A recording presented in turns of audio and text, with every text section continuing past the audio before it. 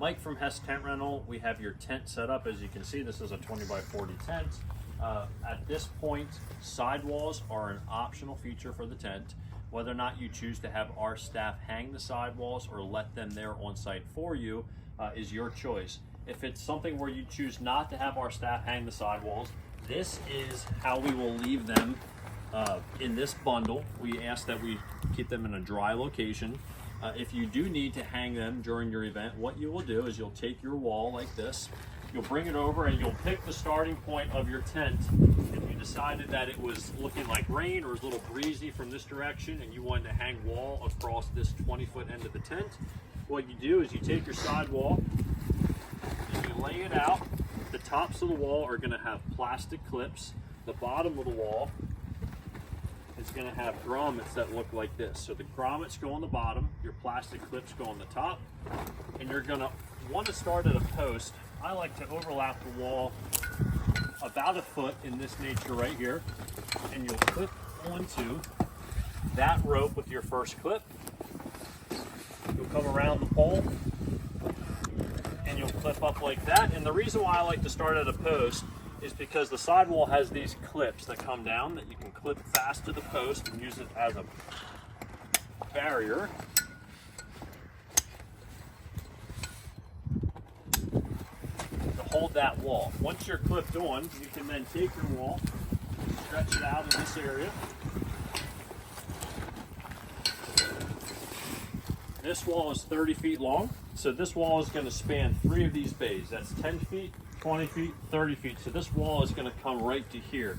If you had decided that you actually wanted this to be your opening, I'll show you how you can fold that wall back in a minute and keep that section open.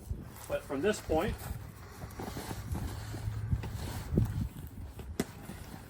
these clips just clip fast to this rope.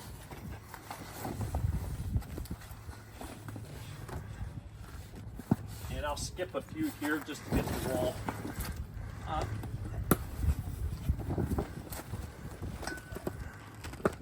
Again, if you were going to hang this wall for your event, you would clip every clip up. But as you reach this next corner, the wall will go up in behind there. Clip, and then I'll just do the last one.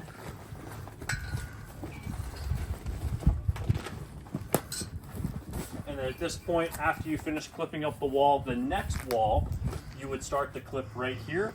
And these clips will clip into the next wall and you keep going down this direction. Once this wall is hung, if you decided that you wanted this bay to be open, what you can easily do is come back here,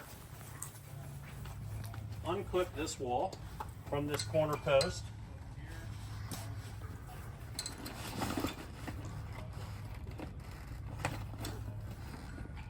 undo these clips, and then you can use this side pull over here now as a post and wrap back.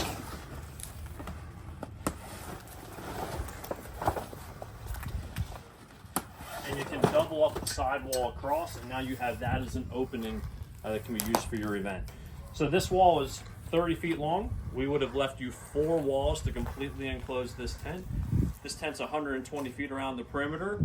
We charge based on the amount of sidewall that you use. So if we leave the sidewall on site and you don't use the wall, you're not charged for them. If we show up and you hung just this 20-foot length of the tent, you would have been billed 20 feet. If you went from this corner to that corner and used 60 feet, we would have charged you for 60 feet of sidewall. If you have our staff hang the wall before they leave, then we would charge you for the amount that we installed.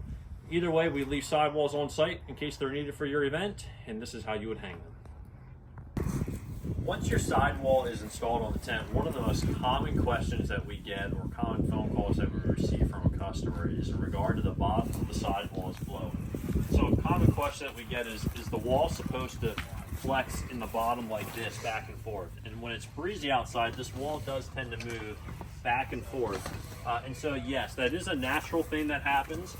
There are grommets installed on the bottoms of the sidewalls, and so people commonly ask, are there stakes available to stake the sidewall down?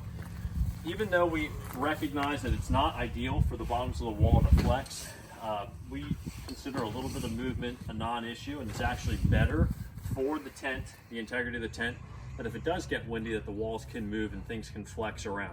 If it does become a situation where it's windy enough that it becomes disruptive for your event, you are able to take zip ties, heavy zip ties, and go from this grommet around the base of this pole to keep this wall from flexing back and forth too far. We do caution people about doing that because that is something that can cause this pole to kick in very high windy conditions, but it is something that can control some of that disruptiveness for your event. So if that's something that you choose to do, that's fine with us. Just understanding that this amount of movement back and forth is a common thing that does happen and is a non-issue as far as the integrity of the tent. It actually helps the integrity of the tent. When the tent is actually enclosed the whole way around, you'll notice less movement on the bottoms of the sidewalls. It is something that does create a little bit of a vacuum. When we just have half the tent enclosed, the wind can get in. If the tent's fully enclosed, it does tend to help that movement from back and forth be not quite as bad.